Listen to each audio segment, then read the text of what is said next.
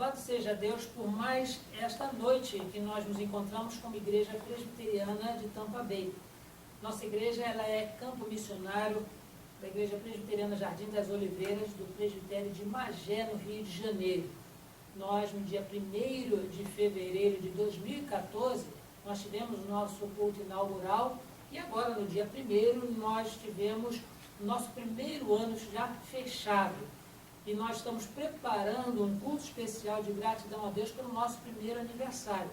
Nós já comunicamos com antecedência a todos os que nos acompanham e aos queridos que estão aqui conosco hoje. Nós temos a presença de visitantes conosco e nós damos graças a Deus porque podemos contar com eles para esse grande evento que, se Deus permitir, ocorrerá no dia 7 de março deste ano, aqui nas instalações da St. Petersburg Presbyterian Church, aqui em São Petersburgo, na Flórida.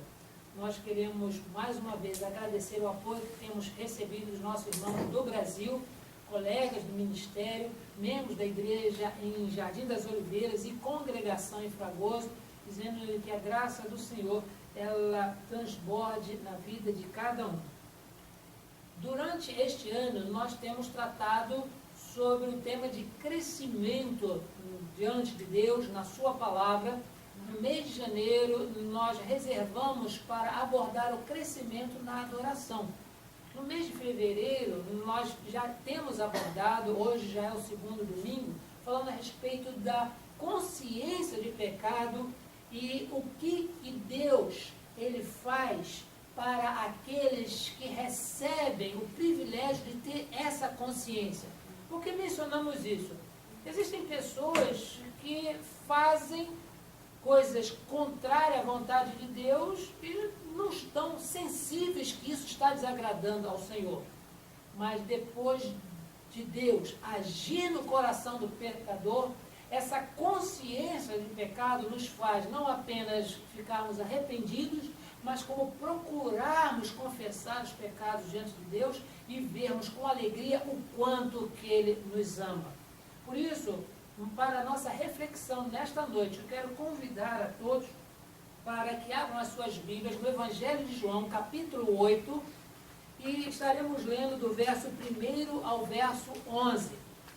Evangelho de João, capítulo 8, verso de 1 a 11.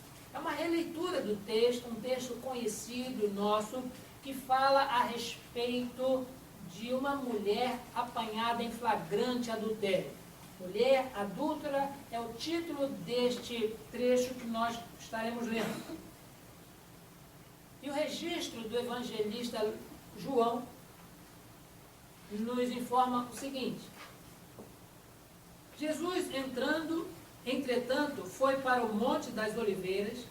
De madrugada, voltou novamente para o templo. E todo o povo ia ter com ele, e, assentado, os ensinava. Os escribas e fariseus trouxeram à sua presença uma mulher surpreendida em adultério.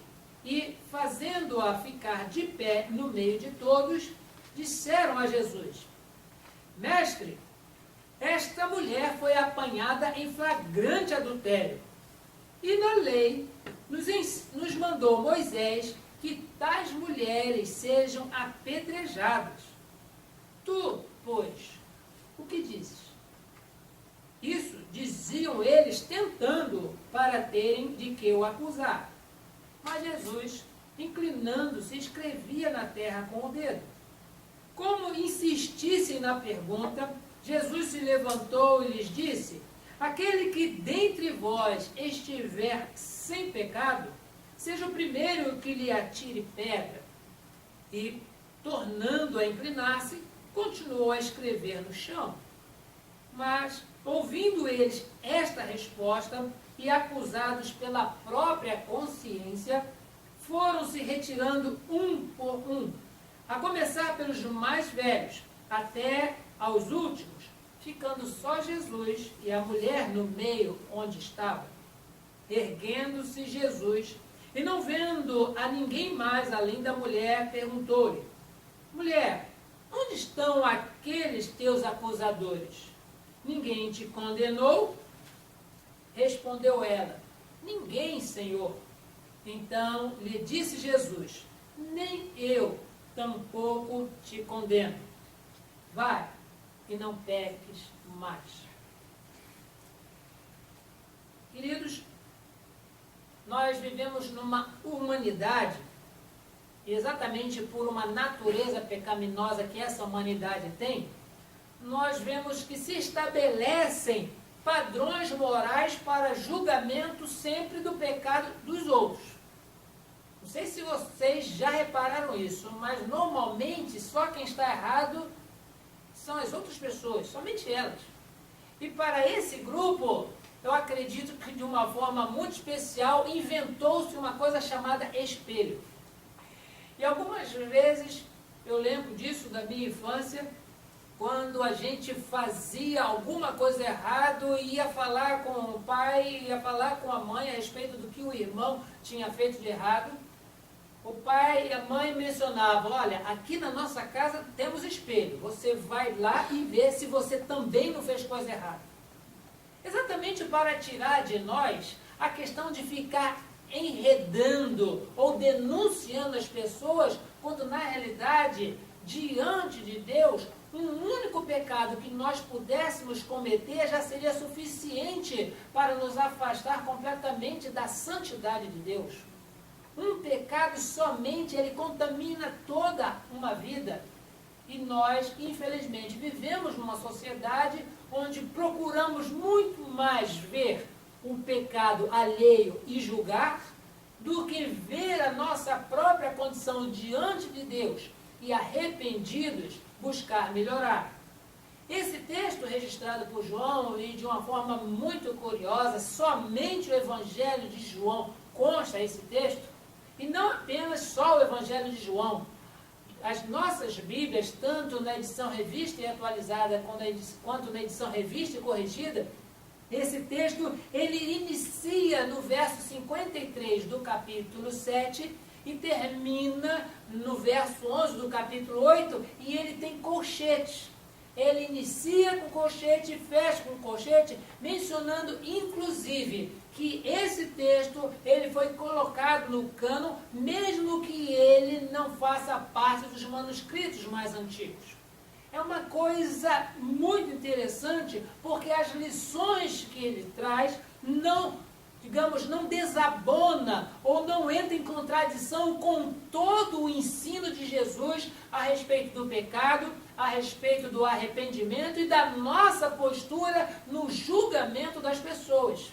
Esse texto está aqui para a nossa instrução nesta noite.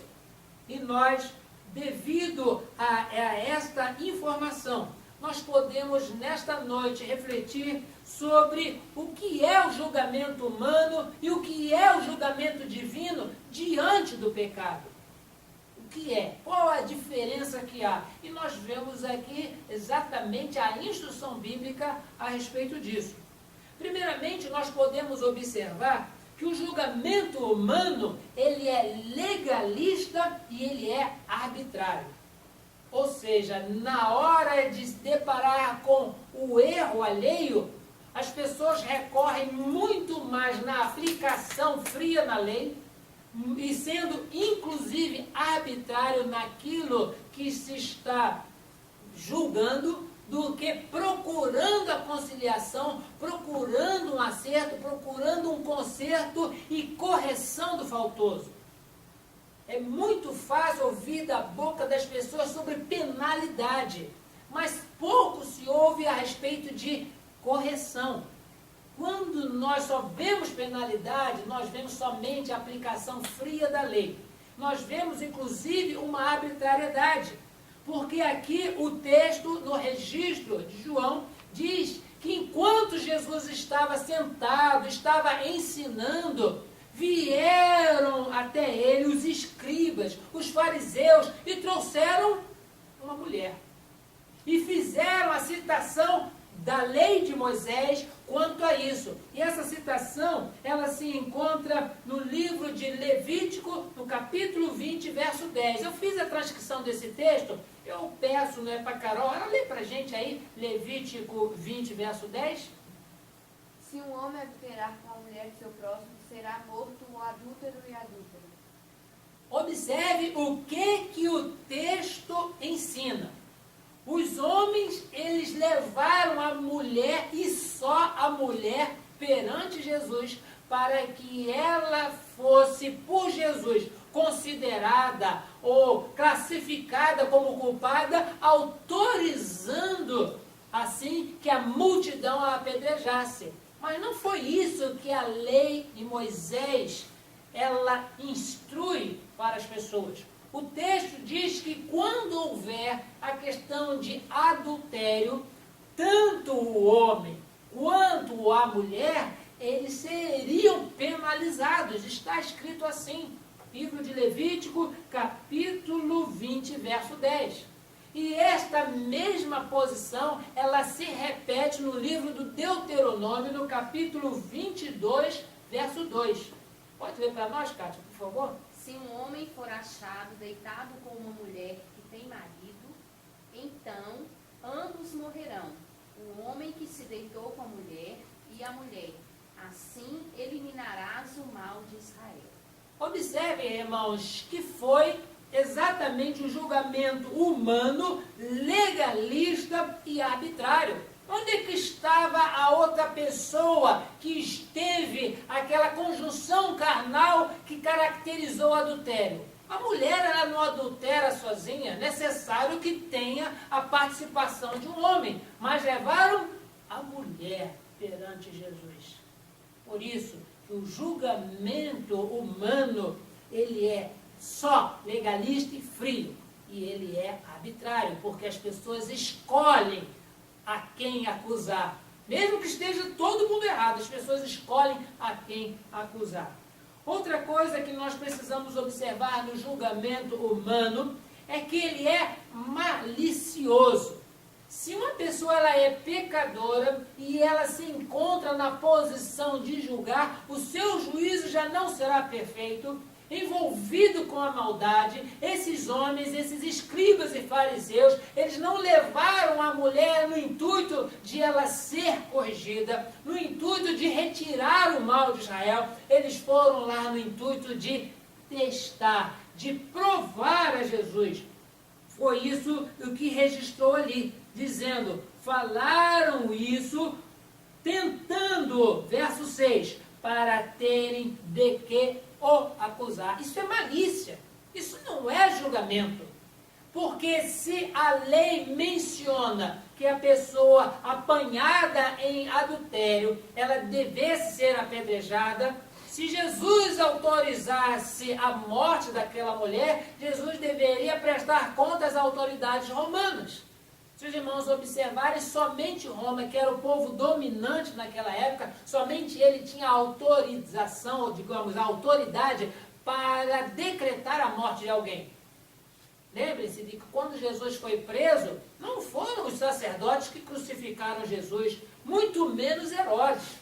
Eles levaram até Pilatos, que estava governando a Judéia naquela época, e foi sob o governo de Pôncio Pilatos, como diz o nosso credo, que Jesus foi morto e foi crucificado.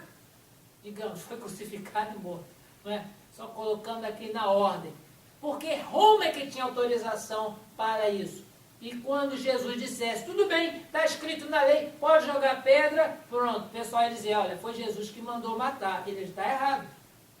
Por outro lado, para tentar Jesus, para terem do que o acusar, caso Jesus ele não concordasse com o que estava escrito na lei, mesmo que eles apresentassem somente a parte que lhes interessava, para todos, Jesus perdia a sua própria autoridade como mestre, porque ele estava indo contrário à lei de Moisés. Queridos, Jesus conhecia o coração daqueles homens, sabia da sua maldade. E por mais que eles insistissem, Jesus não lhe respondeu, a não ser quando ele pronunciou palavras que não apenas mostraram a sua sabedoria, mas como deu solução àquele caso. Porque o julgamento humano, além de ser arbitrário, além de ser legalista, além de ser malicioso, diz também que o julgamento humano, ele é sanguinário. Em nenhum momento aqui nós vemos as pedras para apedrejar. Mas tenho certeza que todos nós aqui presentes e quem nos acompanha pelo Facebook sabe que quando há uma dramatização sobre esse aspecto, as pessoas arrumam pedra para levar para o cenário. E levam pedra, mesmo que seja papel amassado para representar a pedra, as pessoas vão, cada um com sua pedra na mão. Porque, queridos, naquela posição as pessoas elas estavam tentando a Jesus, mas também dentro do seu coração. Elas eram pessoas sanguinárias, aprovar, concorrer para o derramamento de sangue, para a morte alheia, com base em uma lei. Isso não significa, em hipótese alguma, que ali estava caracterizado um povo separado por Deus para ser bênção nas nações. Os fariseus e os escribas, eles estavam liderando a multidão, mas não uma multidão que estava reivindicando direitos de santidade, mas uma multidão de pessoas que estavam ávidas por derramar sangue. Sim, queridos, o julgamento humano é sanguinário, porque eles falaram com Jesus. Jesus reclinou a cabeça e começou a escrever no chão. E eles disseram, e aí, Jesus, não vai falar nada não? As pedras estão pesando na mão. Nós temos que dar uma solução para essa mulher. Ela precisa ser apedrejada. Nós estamos esperando o seu aval. Só estamos esperando que o Senhor concorde, que o Senhor diga que tem que ser desse jeito. E nós vamos matar esta mulher. Sim, queridos, o julgamento humano, ele é sanguinário. Ele não vê correção. Ele vê apenas o dano e o prejuízo daquele que está em falta e diante da observação das autoridades. Mas agora, irmãos, depois de toda essa encenação da multidão liderada por fariseus e publicanos, vem agora a parte de que é ou como é o julgamento divino. Primeiro, o julgamento divino, ele é imparcial e ele é equitativo. Queremos mencionar isso, irmãos, por uma figura muito conhecida nossa, da chamada estátua da justiça.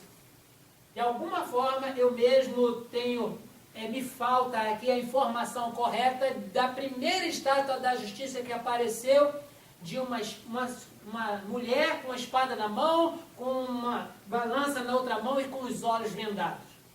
A primeira pessoa que erigiu essa estátua, me falta essa informação, mas todos nós sabemos o que significa quando nós estamos passando na frente de uma corte e ali está uma senhora com uma balança na mão, uma espada na outra e os olhos vendados. Porque precisa haver imparcialidade. A pessoa não precisa olhar quem é que eu estou julgando. Ah, essa pessoa é importante, essa pessoa não é importante, essa pessoa é rica, é pobre. Ela não tem que fazer isso, ela tem que ser imparcial, ela tem que ser equitativa. Embora aqueles homens levassem somente a mulher, mostraram ali a sua falta de equilíbrio e a sua parcialidade. De repente eles queriam proteger o homem envolvido no adultério. De repente eles achavam que era alguém muito importante e que não era o caso de expô-lo publicamente.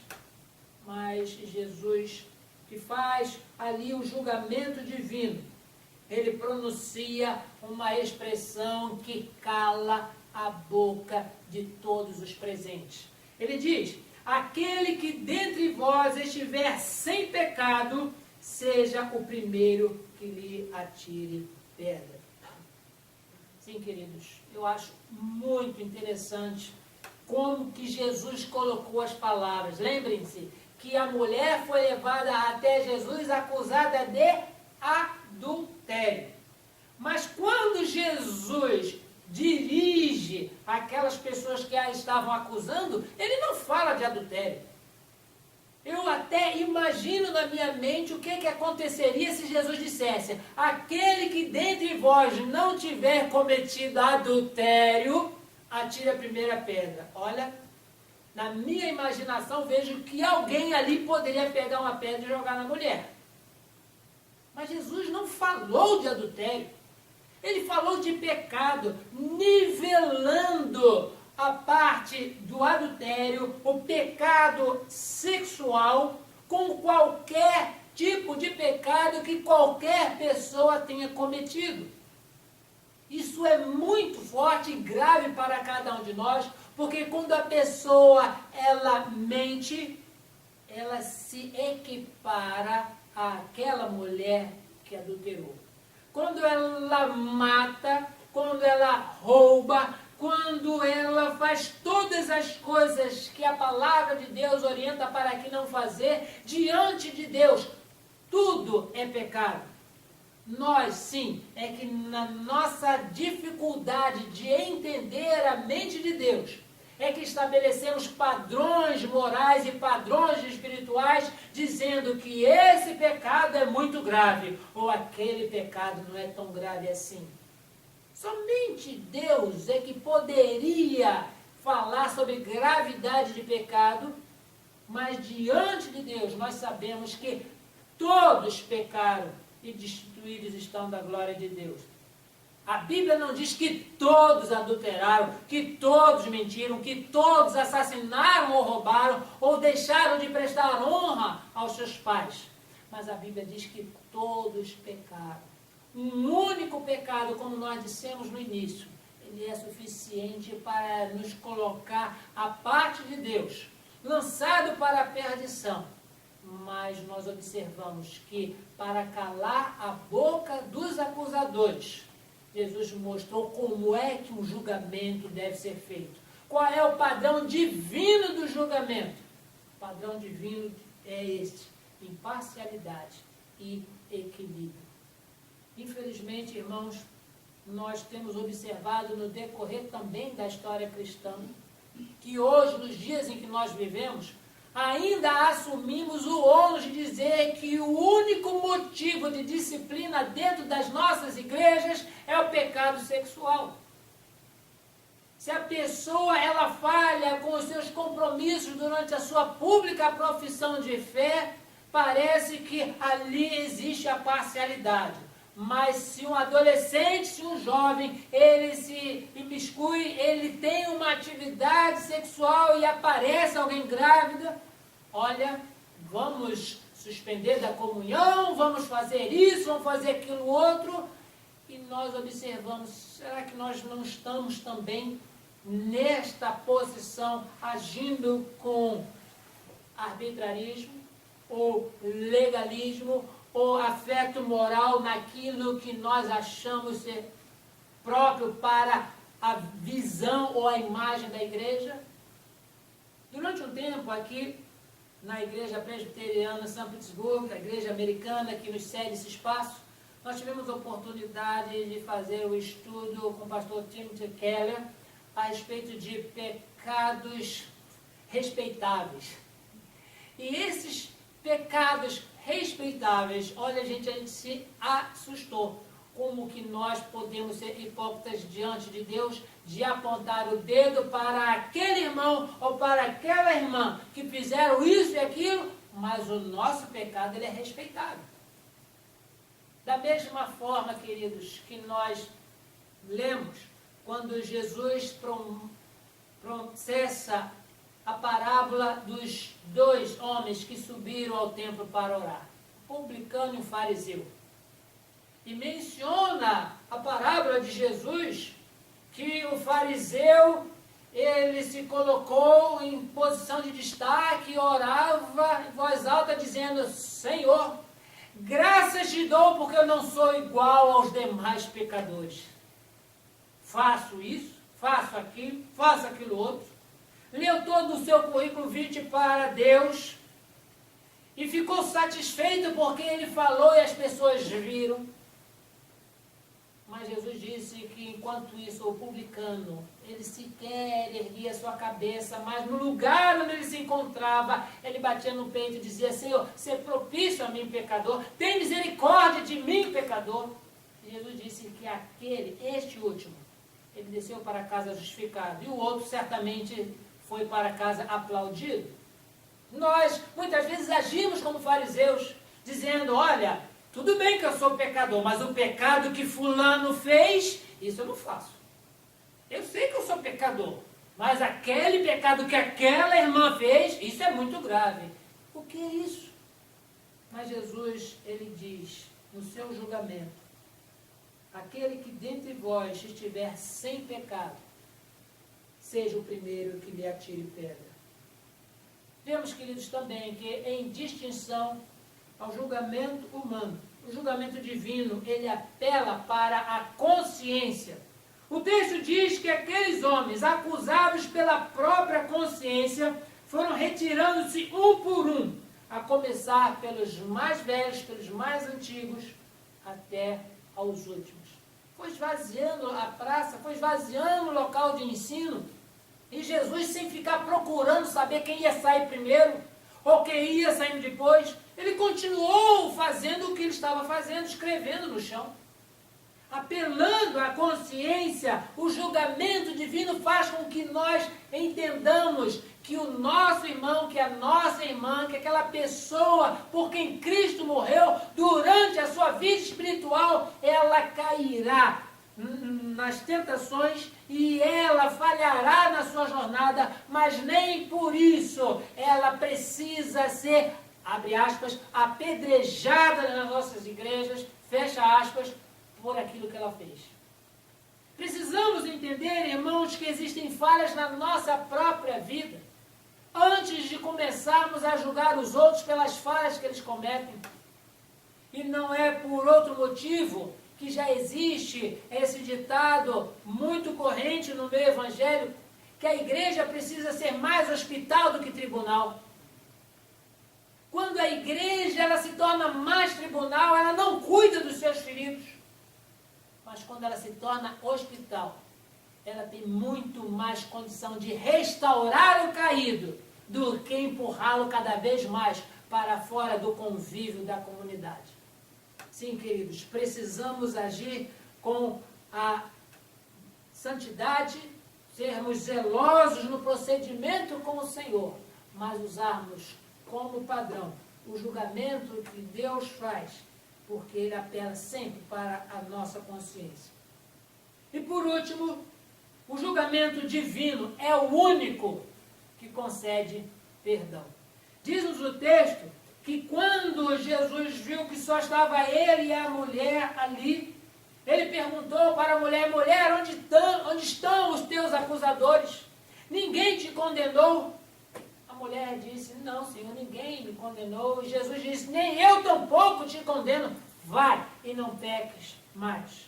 O julgamento divino é o único que concede perdão. Jesus perdoou aquela mulher no seu pecado e, infelizmente, no nosso próprio relacionamento familiar, relacionamento social, relacionamento eclesiástico, nós vemos a falta de perdão. Jesus, na cruz do Calvário, perdoou o pecado daquele nosso irmão, mas a gente não perdoa. De repente, a gente acha que é mais Deus do que o Criador. Nós sabemos que Jesus morreu pelos pecados cometidos, os que cometemos, os que cometeremos, mas nós não nos relacionamos com aqueles a quem Jesus perdoou os seus pecados. Sim, queridos, nós precisamos entender que Jesus, ele oferece o perdão, mas oferece também um caminho a seguir. Vai e não peques mais. Mas, pastor, alguém perguntaria, fulano pecou de novo. Tudo bem, perdoa de novo. Mas outra vez? Sim, outra vez. Infelizmente, para essas pessoas, a gente precisa ler para eles a passagem quando Pedro pergunta, Senhor, até quantas vezes eu devo perdoar o meu irmão que pecou contra mim? Até 7 vezes?